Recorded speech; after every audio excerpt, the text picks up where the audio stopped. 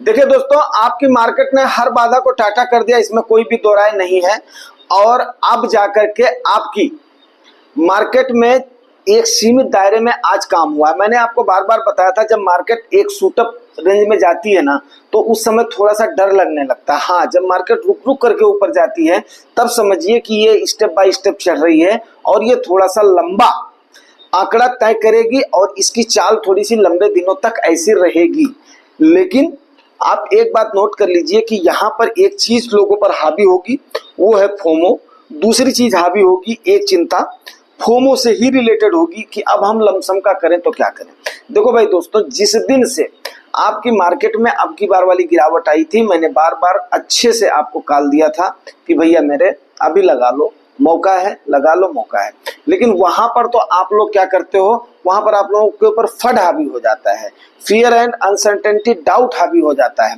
वहां पर आप लोग सोचते हो कि मार्केट और गिरेगी और गिरेगी और गिरेगी। लेकिन ये है बुल रन। बुल रन में इतना ज्यादा उम्मीद करना भी बेमानी होता है, क्योंकि आज के टाइम पर मार्केट क्या कर रही है, 2020 का गेम कर रही है। कोई वनडे नहीं है, कोई आपका टेस्ट मैच नहीं है, आपका सीधे सीधे 2020 आपका चल रहा है। पहला तो आप ये नोट कर लीजिए। अगली बात क्या है कि फोमो लोगों को वहां पर हावी हो जाता है, जो लोग पैसा लेकर के उस समय इन्वेस्ट नहीं करते हैं, अब उसके बाद में पैसा लेकर के इंतजार करते रहते हैं। तो अब आखिर में जब आपको बार बार ये बताया जाता है कि भाई देखो, अगर आपका होराइजन लंबा है, जैसा कि हमारे रिलीजन ऑफ पीसर बार बार एडवाइज करते हैं कि भैया आपको मार्केट को टाइम दे दो, अपने आप ही गेन हो जाएगा। लेकिन दिक्कत क्या होती है, फिर आप लोग अपने पोर्टफोलियो को बार बार चेक करने लगते हो तो वहां पर एक डर हावी हो जाता है। और दूसरी चीज जो सबसे बड़ी बात है कि जो लोग इस बुल रन में ये देख करके आए हैं कि पिछले 3 सालों में, पिछले 2 सालों में, पिछले 1 सालों में मार्केट ने इतना रिटर्न दिया है, तो उनके लिए थोड़ा सा क्या होगा कि चिंता का सबब हो जाएगा। चिंता सबब क्या हो जाएगा कि वहां तक आपको, क्योंकि आप हो हायर लेवल पे। अब जैसा कि आज आप देख रहे हो कि मार्केट ने एक सीमित दायरे में काम किया है, और उस सीमित दायरे में काम करने के बाद में आज आपके DIIs क्या करी हैं, सेलर रही हैं, FIIs बायर रही हैं। जैसा कि अमूमन देखा जाता था 3-4 सेशन से दोनों ही बायर्स थी। लेकिन अभी क्या है कि DIIs तो वहां पर प्रॉफिट तो अपना बुक करेंगे, क्योंकि मार्केट एक लेवल पर ऊपर चली गई है। वहां पर FIIs ने जब बाई नहीं करी है तो FIIs बाई कर रही हैं, वहां पर DIIs ने अपना प्रॉफिट, हाँ थोड़ा सा प्रॉफिट जरूर बुक किया है, ये आपको दिख रहा होगा। तो अब भैया मेरे, अगर आपको लमसम करना है तो आप कभी भी हाई राइज मार्केट में एक साथ में लमसम नहीं करना, पहली चीज तो ये नोट कर लो। दूसरी चीज, आपको फिर वही STP का या तो सहारा लो, या इसको 3-4 पार्ट में, जो आपके पास पैसा है उसको 3-4 पार्ट में उसको डिवाइड करके फिर उसके बाद में पार्क करो। अगर जब आपको कॉल दिया जाता है तो या तो आप वहां पर पार्टिसिपेट करो, नंबर 1, या तो अगर आप वहां पर पार्टिसिपेट नहीं किए हो तो दूसरी स्ट्रैटेजी आप अपनाओगे कि भाई आप उसके बाद में इसको 3-4 पार्ट में डिवाइड करोगे। तो इन चीजों से जब आप करोगे तो क्या होगा कि आपका जो इन्वेस्टमेंट है वो स्टेप बाय स्टेप रहेगा। स्टेप बाय स्टेप रहेगा तो किसी भी अनफोर्सीन जो आने वाली अगर गिरावट का टाइम आता है तो वहां पर गिरावट भी आपकी स्टेप बाय स्टेप होगी, तो आपके पोर्टफोलियो में उतना नुकसान नहीं दिखेगा।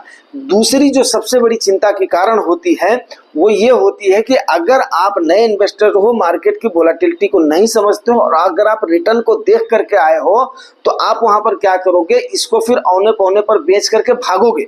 सीधी सी बात है, इसमें कोई भी दो राय नहीं है। तो एक तो आप नुकसान उठाओगे, नंबर 1। दूसरी चीज क्या है कि आप उसके बाद मार्केट की तरफ मुंह करके नहीं देखोगे, मुड़ करके भी नहीं देखोगे, मुंह की तो बात ही छोड़ दो। उसके बाद में आप लोगों से भी जाकर के बोलोगे तो बहुत खराब है, तो जुआ है, मेरा लुट गया, मेरा बर्बाद हो गया।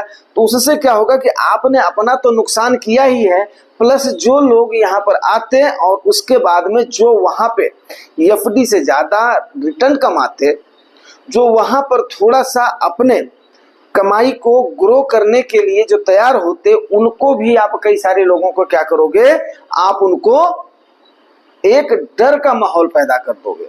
तो भाई आप पहले अपने नॉलेज को बढ़ाओ, अपने फंडामेंटल्स को बढ़ाओ, मार्केट की वोलेटिलिटी को समझो, फिर जा करके उसके बाद में इसको करो। अगर आप ऐसा नहीं करोगे तो दो जो बीमारियां हैं यहाँ की मार्केट की, सबसे बड़ी जो बीमारी है दोस्तों वो है फोमो और फट। फोमो, अगर जो लोग नए हैं जिन्होंने पिछले वीडियोस को नहीं देखा है, वो होता है फियर ऑफ मिसिंग आउट। मतलब कि मेरी रैली छूट गई है, अब मैं क्या करूं, अब मार्केट इस लेवल पे चली जाएगी तो मुझे इन्वेस्टमेंट का मौका नहीं मिलेगा, और वो वहां पर अपर लेवल में बाई करके जब मार्केट नीचे की तरफ मूव करती है तो वहां पर अपने आप को फंसा हुआ, ठगा हुआ महसूस करते हैं। तो ये सबसे बड़ी बात होती है। अगर आपको मार्केट में लंबे समय तक सस्टेन करना है तो आपके पोर्टफोलियो में थोड़ा सा प्रॉफिट दिखना बहुत जरूरी होता है। वो प्रॉफिट आपका तभी दिखेगा जब आप लोअर लेवल से बाई करते हुए ऊपर की लेवल पे चलोगे। तो उम्मीद करता हूं ये बात आपको समझ में आ गई होगी आज कि मार्केट ने बिल्कुल सारे हर्डल्स को टाटा कर दिया है, लेकिन लम सम के लिए एक चैलेंज आ गया है कि यहाँ पर फोमो हावी हो रहा है।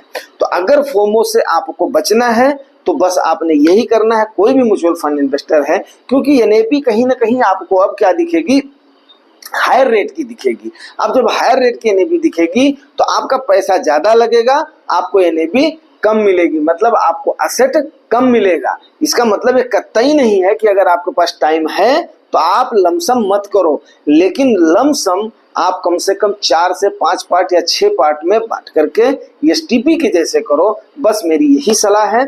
इसके साथ ही क्योंकि ये बताना बहुत जरूरी था, जब मार्केट ऊपर जाने लगती है तो लोगों के ऊपर ये चीजें हावी होने लगती हैं, फोमो हावी होने लगता है। जब मार्केट नीचे जाने लगती है तो उसके बाद में फड हावी होने लगता है। तो वहां पर ये सारी चीजें हैं। और उसके बाद में इसी फोमो और फड को बताने के लिए जब आप एक मार्केट की चाल को समझ जाते हो, सिनेरियोज के साथ, चाल के साथ मार्केट को जब आप जानना शुरू कर देते हो, तभी जाकर के आपको उस समय कॉल दी जाती है। जो मेरे पुराने व्यूअर्स हैं, जो मेरे सब्सक्राइबर्स हैं, उनको पता है कि कितनी बार मैंने आराम से बोला भाई मेरे ये ऐसा है कपूर के जैसा जो मौका आया है, जैसे आरती लेते हैं ना, यस आप आरती ले लो। जिन्होंने उस समय आरती ले लिया होगा, यस आज वो उस समय उनका लाभ उनके पोर्टफोलियो में दिखाई दे रहा होगा। हाँ, कोई इतना ज्यादा गिरावट नहीं हुई थी कि इतना ज्यादा प्रॉफिट दिखेगा, बट फिर भी आप नुकसान में नहीं दिखोगे। तो अगर आप मेरी बात को मानोगे तो यस डेफिनेट है आप मार्केट में सस्टेन भी करोगे, रिटेन भी करोगे और आप प्रॉफिट गेन भी करोगे। इसी के साथ मैं अपने शब्दों को अभी विराम देता हूं और उसके बाद में मिलते हैं अगले किसी सेशन में। तो आज की मार्केट ने एक सीमित दायरे में जो कामकाज किया है, और उसके बाद में म्यूचुअल फंड इन्वेस्टर को क्या करना चाहिए वो मैंने बता दिया है, एफआईआईज ने क्या किया है वो मैंने आपको बता दिया है, डीआईआईज ने क्या किया है वो मैंने आपको बता दिया है, आपका पोर्टफोलियो कैसा दिख रहा होगा वो मैंने आपको बता दिया है। लेकिन ये मेरी सलाह, मैं लीजिना पी सर की बात को समर्थन करता हूं कि रोज रोज अपने पोर्टफोलियो को देखना ठीक नहीं होता। आप 15 दिन में देखो, आप 1 महीने में देखो, या उसके बाद में आराम से आप एंजॉय करो। केवल आप क्या करो, अपनी एनएपी को देखो, उसी से अंदाजा लगा लो। बार बार पोर्टफोलियो को नहीं देखना चाहिए, नहीं छेड़ना चाहिए। लेकिन ठीक है, अगर गिननी है तो देखने में बुराई नहीं है, लेकिन जब मार्केट अगर नीचे होगी तो पक्का नहीं देखना है उस समय। बस एक बार देखना है यार उसमें कितना नुकसान हुआ, मेरे पास है कितना, मैं उसके बाद में कितना डाल सकता हूँ, कितना टॉपअप कर सकता हूँ। मेरे इन्वेस्टमेंट रूपी पौधे को जितना अगर मान लिया घाव लगा है, उस घाव को या तो आप हील करने के लिए छोड़ दो तो अपने आप ही वो टाइम के अनुसार हील कर लेगी, या आप उसके बाद में उसमें मरहम लगाना चाहते हो तो उस समय आपने लमसम का सहारा लेना है।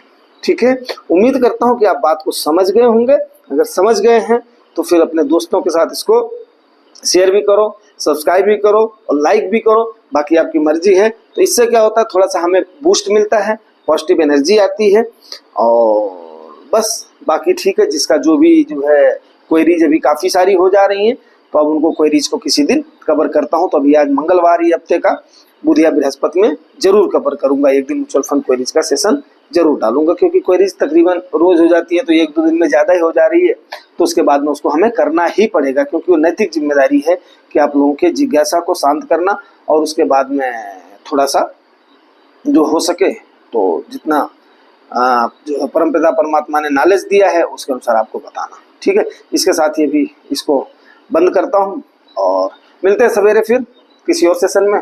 Thank you very much.